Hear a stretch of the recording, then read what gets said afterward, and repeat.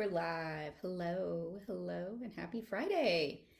Yes. All right. Let me get comments pulled up on my phone too, just in cases, because sometimes they don't play nice.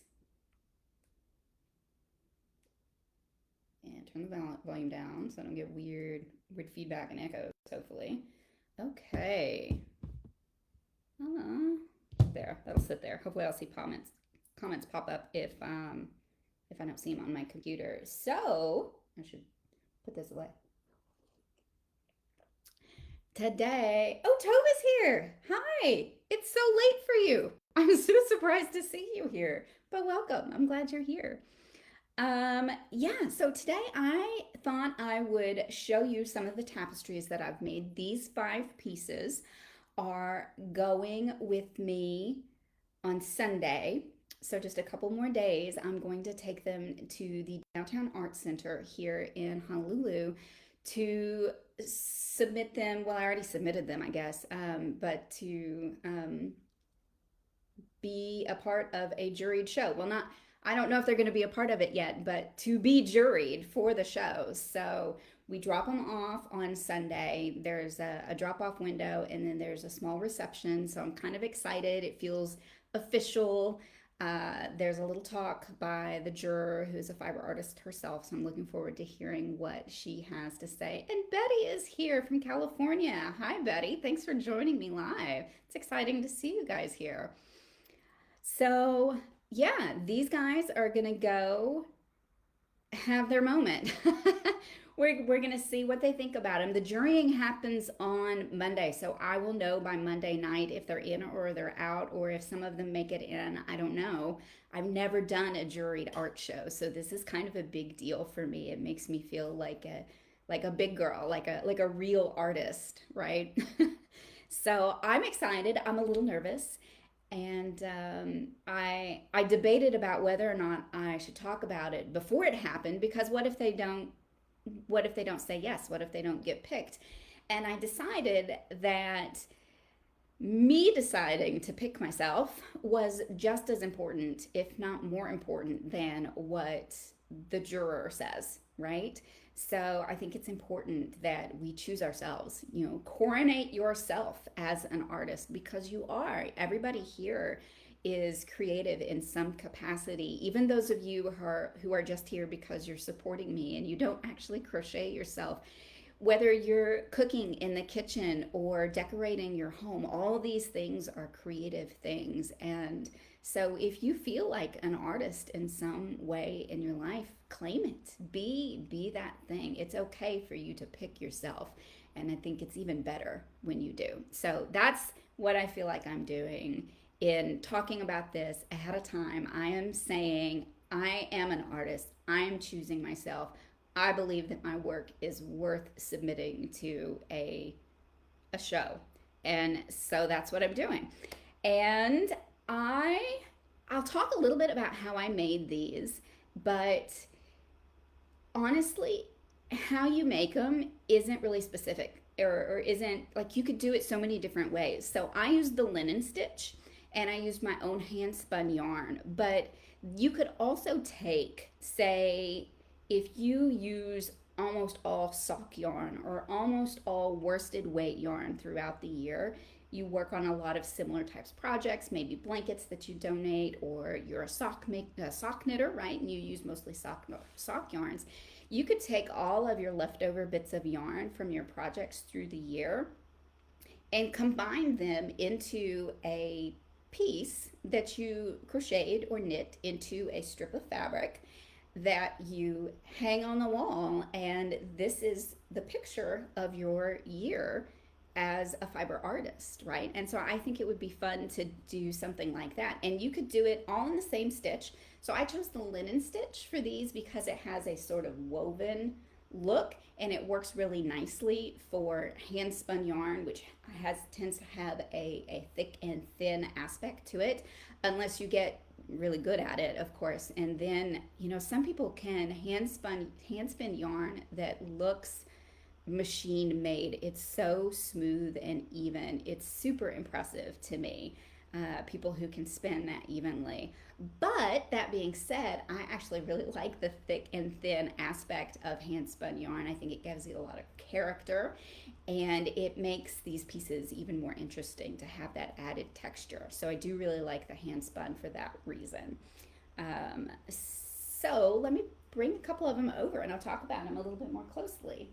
So this one here, this is the first one that I did, I believe, and it was done with a sampler of fiber called, I think it was called Peacock Tail, and so you can see all those fun colors in there, but it was just a little bit of fluff, and I didn't really know what to do with it yet.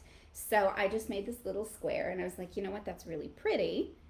What if I kind of frame it? And so I thought about different ways that I could do it. You know, a lot of times you see wall hangings and they're hanging, it's not like a clothes hanger, but you know, there'll be like a wooden dowel or something like that, and then twine hanging it, something like that. So it's more like a scroll than a framed piece of art. And I wanted to try something a little bit different. And so I ended up ordering some of these boards.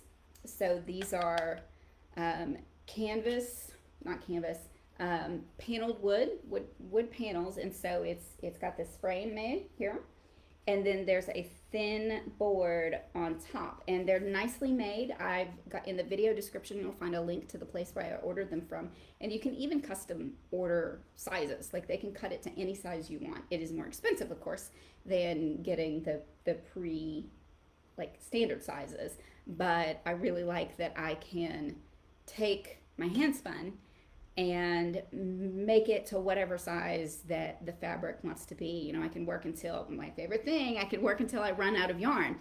And then I can wash it and block it and see what size it wants to be, and then order a board specifically to fit it. So that's what I did for my first few. And also on this one, I don't know if you'll be able to see it because the yarn has a little bit of sparkle too. But there is, I added some gold threading. I think you can see it, yeah, like right here. There is some gold threading, and it's just woven into the weave of the crocheting, right? And so this one, I actually used I get nerdy sometimes. I used the alphanumeric cipher, so like the letter A is equal to the number 1 and the letter Z is equal to the number 26 because there's 26 letters in the alphabet. And so if, for example, you use A, B, C, D is the number 4, so I have 4 vertical lines of gold thread woven in, and then I skip a little space, and then I'm not going to count it out, but I did the number for R, and then E, and A, and M. So all the way across this, it reads in that cipher dream, and then going the other direction, it says big. So this is my little dream tapestry, and it says woven within the fabric, dream big. Now, although I really like that kind of coded message aspect of it, I'm not a fan of sewing. Sewing is kind of my nemesis, and so I didn't do a whole lot of this. I experimented a little bit with some other pieces, but ultimately I decided that I didn't really want to do it that way. So this was another piece that was early on, and this was hand spun yarn that I picked up from a Fiber Fest that I went to, I think maybe the North Carolina or the Carolina Fiber Fest, and it's Cordell, and it's in, my favorite color is teal. And that year, my word of the year was create. And so this is my create tapestry. I was kind of tapping into my own favorite color, and I was still practicing with my hand spun. And so this one has the same sort of alphanumeric code, and it reads across here, create. And the E and the A here are pretty close together because the A is only 1, right? It's only 1. So there's not, I should have added more spaces here, but I didn't. So you can kind of see the pattern of the threading, and this is silver threading on this one, coming across there. And then I started to do it again coming down, And I think this was about the point where I realized that I really hated doing it. So I decided to stop the threading partway through this part. And so it's a design element now, right? So that one, those are the only two that I'm taking to the show that have the threading on it.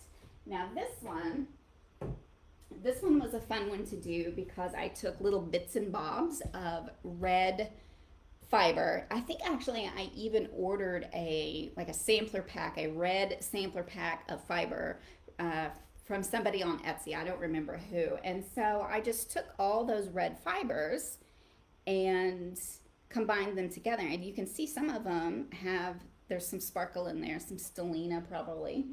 Um, and so I just used those fibers to create a kind of a fade with the reds. And so this one is called Be Merry and Bright. And yes, I did originally plan on doing the alphanumeric thing with the threading, but I decided against it. And I don't regret that decision because it's still pretty. Another fun thing about these is that they can go any way you want, right? So this is, it's color. It's just color. And even this one too, right? You could do it this way or this way, which is kind of how I intended it. This way, of course, I guess if you're paying attention to the coding, then it's not the same. But visually speaking, you can arrange these however you want them. So even though I crocheted it top to bottom like this, if once I finished it, I decided, well, maybe I crocheted it this way, but I want to display it this way, I can totally do that because it's just a field of color. And so I kind of like that adaptability to these. Oh, Diane is here. Yay. Hi. She says, I love that. Yeah. And I like color stories. I like fields of color. I like those abstract artists that have color blocking in their pieces. And I like the scribbles too. Maybe that's the handspun aspect of it.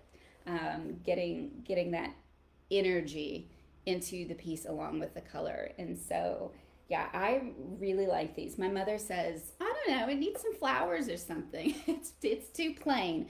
But I really love just the color field. And so I think these are fun if you like to add splashes of color to your decor.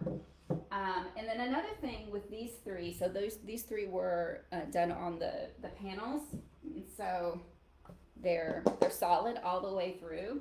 And I also painted them. And so this one, because it had the gold sparkly fiber in it, I painted it gold. And this one is silver, and then that one is gold too. But this one I finished here, and I didn't have time. Once I finally decided that I wanted to finish them and put them in submit them for the show, I didn't have time to order the board anymore, especially a custom size. And so for this one, and the big one, which I'll show you in a minute, I just made the frame. And so they don't have the solid backing. And although this is cheaper, it's more work, sawing and hammering and gluing and measuring and all those things. It's more work, of course. But I don't like that it's not supported. I like the support that the full panel offers the fabric on the back. So that's just my opinion, my 2 cents, but you could totally make your own frame. These are 1x3s. They're 1x3s that I bought at Home Depot or Lowe's, whatever it is that we have across the street. So yeah, these are just 1x3s. I also bought some 1x2s because I have some smaller pieces that I'm thinking about framing up as well. So this one was done using fiber from a kit that I got from Fat Fiber, PHAT Fiber, when they were doing their themed kits that they sold. They were sampler kits, so it was just samples of fiber from different fiber artists and mills, and they were built together around a theme. So they would do holiday themes or like a springtime theme or whatever. There was I got one that was the theme was Pirate Cove. There was and I think it was a Halloween theme. So they did different themes, and so everybody would submit their samples based on that. And this one is called Blue Latte on the Nile because that was kind of the theme of this package was Egypt. So,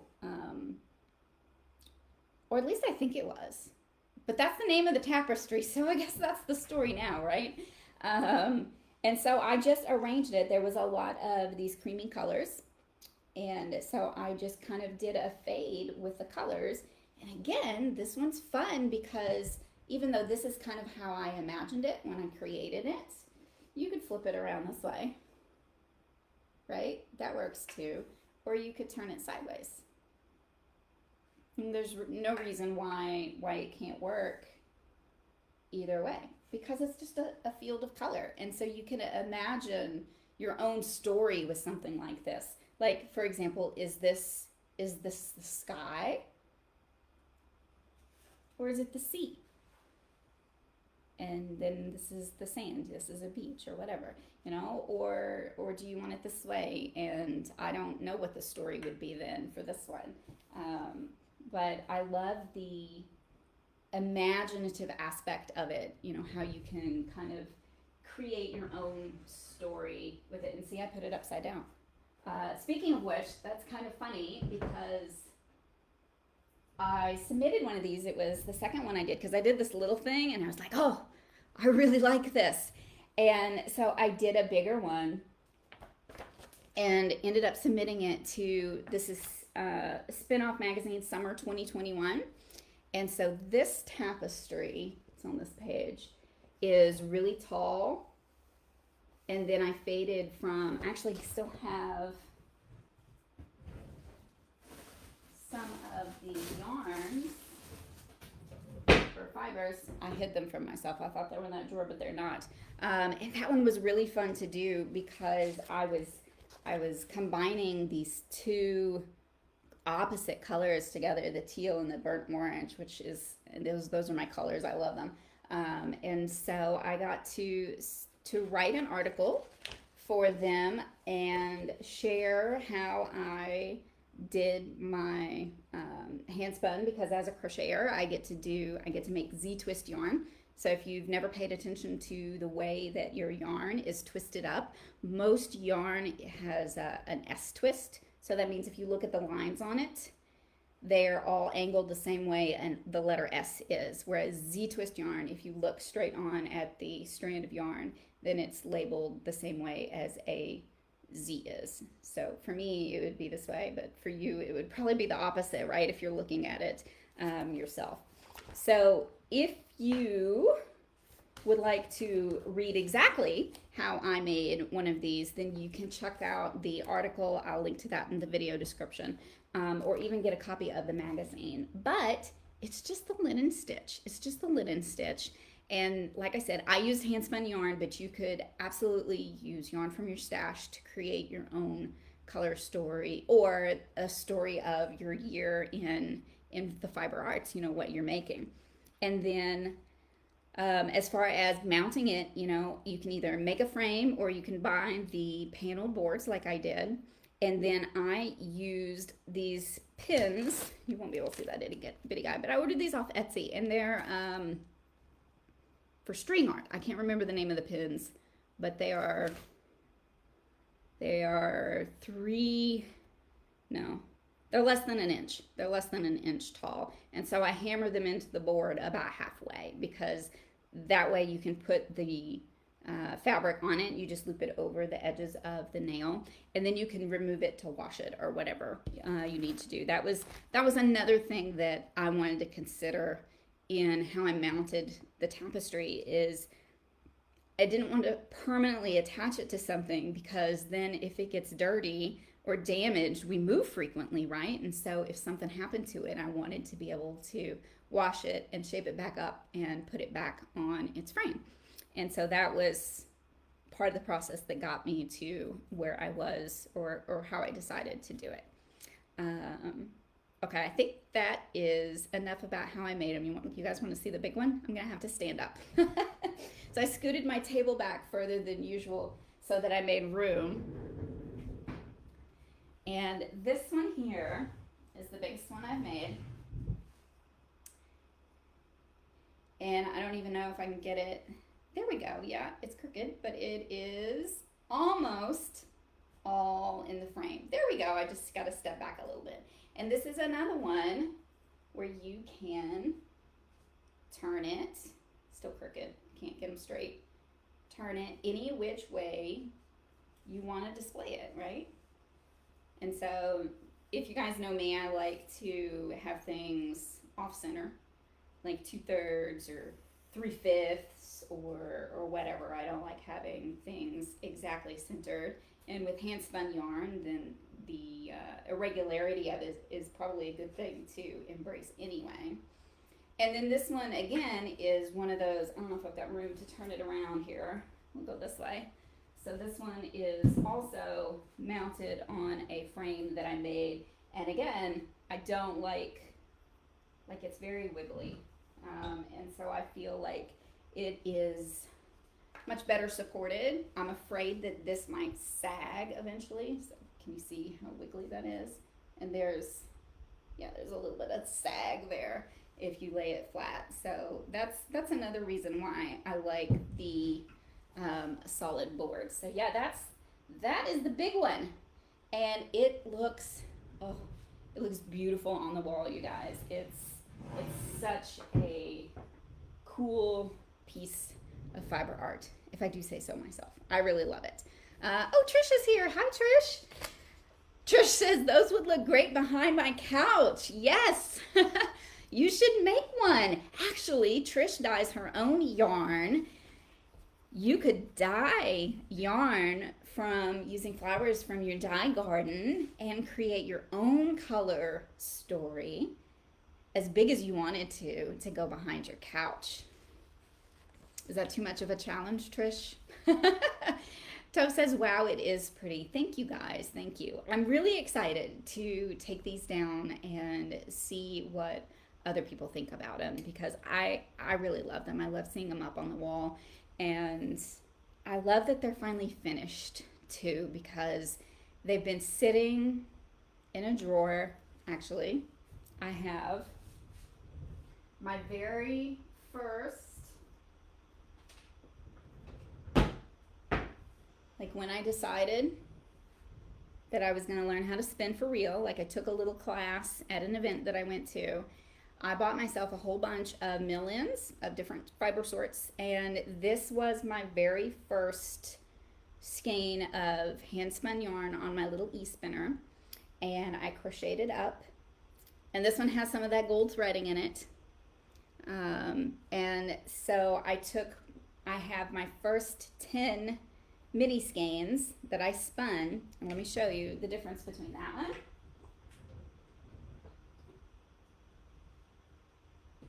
and oops. And so see, they're just sitting in the drawer, right? And then this one is actually number 8. I'm tangled up here. But look at the difference between these two. I mean, there's a lot more variance in the hand spun yarn between these two, and so I have all these little swatches from my first 10 mini skeins of yarn, and eventually I'd like to arrange them on a display of some sort and have that be a finished piece of art as well. But I need to build the frames or buy the frames and actually mount them up. So oh, Trish says idea. Yes, maybe a small one. I think that would be a really fun idea for you to try, Trish. Feel free to hit me up for a Zoom call to discuss this further. Because I think it would be awesome. It would be a really cool project for you to do, especially if you used dye or yarn that you dyed from your own garden. I think that would be super, super cool. So Diane says you might have to sew. No, I don't. No sewing. No sewing. I would rather saw and cut and glue and hammer. So what I'm thinking about doing with these is having so individual boards like this for each one, or I might just do frames. I bought 1x2s for these little guys, and so put each one on their own frame. And so I would have these 10 different pieces, and then I would have to find a way to attach them together so that it was a solid piece instead of 10 individual pieces, or at least that's my vision. But I haven't quite worked out what the best way to do that is yet.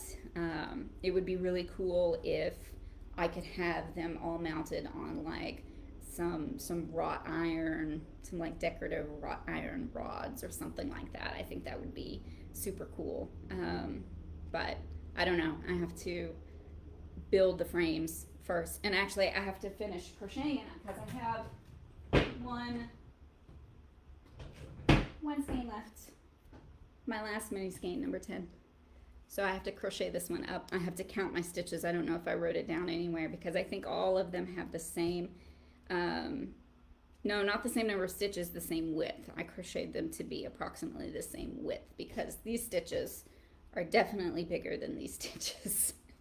So it must be width and not number of stitches, although I bet a lot of the later ones have the same number of stitches. So no, Diane, no sewing. No more sewing. Just not my jam, not my thing. I don't love it. So yeah, those are my tapestries. These are 5 of the 6 that I have fully completed. The 6th one was the one that's in the magazine, and that was a gift for a friend. So that one is called the Freya tapestry because our little Freya is she's a Spitfire. She's awesome. She's a cool kid. So that was a gift for her. But yeah, if you decide that you want to make something like this and you've got questions about how to make it happen, whether it's what stitches you should use or how big you should try to make it or how you want to mount it, feel free to reach out to me. You can email me. You can community source it here by asking a question in the Facebook group. Whatever works for you, I'd be more than happy to help you create a piece of art for your wall using your craft of choice, because you could crochet it, you could knit it, you could weave it, whatever you wanted. You just choose something that is meaningful to you, whether it is the yarn you used for a specific project or yarn that you make if you are into spinning, or yarn that you dye like Trish could do with flowers from her garden. So many possibilities for something like this. And of course you can do any size you want, from a little bitty picture frame to a huge piece of focal wall art. So yeah, just let me know if you have any questions. Let me double check over here. I don't see any extra comments on my phone, so that's good. It means it's working here the way it's supposed to. So I will let you guys go. I will, of course, let you know how things go with the jurying for the show. And hopefully I will have pictures to share from the drop-off. Hopefully I can take some pictures while we're there just to kind of share with you what that looks like behind the scenes from before the show. So even if they don't get accepted, I am excited to share more pictures and information about how this experience goes for me, because it's fun and I'm excited and it's a win-win either way. So, Diane, wonderful, beautiful pieces. Love watching your preview. Thank you very much. I really appreciate that. This is a big share for me. It's kind of a big deal putting myself out there like this, because it's something I haven't done before. So I really appreciate your kind comments and enthusiasm and support as I prepare for this show. So fingers crossed. We'll see how it goes. I will keep you posted, and I will see you next time. Bye.